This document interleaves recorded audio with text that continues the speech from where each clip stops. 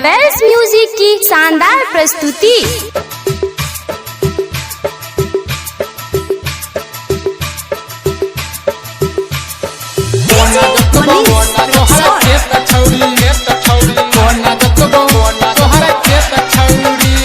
Sangeeta recording studio Hasanpur बाजार। गे गे गे पाते का दिन से पड़ता छलौगे, पाते का दिन से पड़ता छलौगे, फंस गेलो हमर फार। कोना जतबो कोना तोहर खेत छौड़ी खेत छौड़ी, कोना जतबो कोना तोहर खेत छौड़ी खेत छौड़ी, कोना जतबो कोना तोहर खेत छौड़ी गे, कोना जतबो कोना तोहर खेत छौड़ी। पाते का दिन से पड़ता छलौगे, पाते का दिन से पड़ता छलौगे, फंस गेलो हमर फार। कोना जतबो कोना तोहर खेत छौड़ी खेत छौड़ी, कोना जतबो कोना तोहर खेत छौड़ी खेत छौड़ी, कोना जतबो कोना तोहर खेत छौड़ी गे, कोना जतबो कोना तोहर खेत छौड़ी। संगीता रिकॉर्डिंग स्टूडियो हसनपुर बाजार। डीजे मनीष रक्सौल।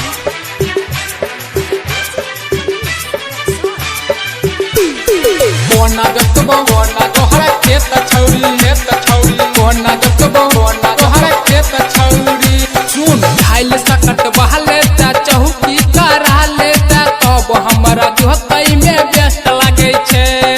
पानी डाला बहले ता साफ करा बाले ता, जोतई में पहाड़ के मस्त लागे छे।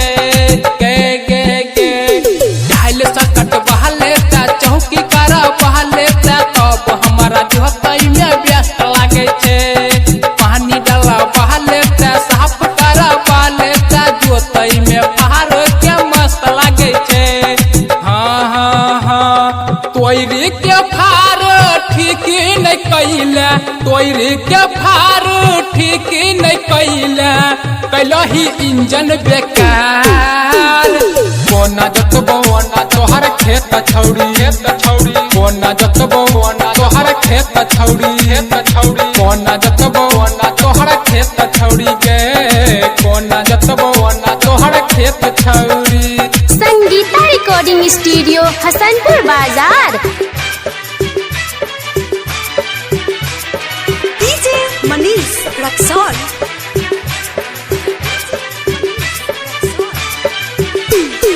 कोना जतबो कोना तोहर खेत छौड़ी खेत छौड़ी, कोना जतबो कोना तोहर खेत छौड़ी।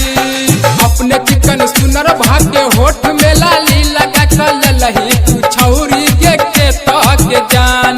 खेत में दरार पड़लो बजर तोहर खेत भेलो, कोना उपजैबे गेहूं के धान।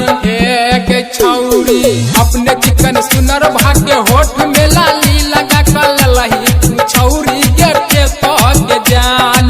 खेत में दरार पड़लो बजर तोहर खेत भेलो, कोना उपजैबे गेहूं के धान। सोहन के छौड़ी चंदन मकुन से हाल करबैता, रोहित मकुन से हाल करबैता, सोमिंदर चले तौफार।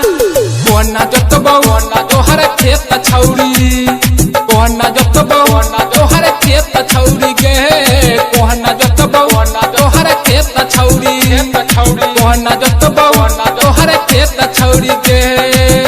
खेत छियो कि सड़क छियो गे। संगीता रिकॉर्डिंग स्टूडियो हसन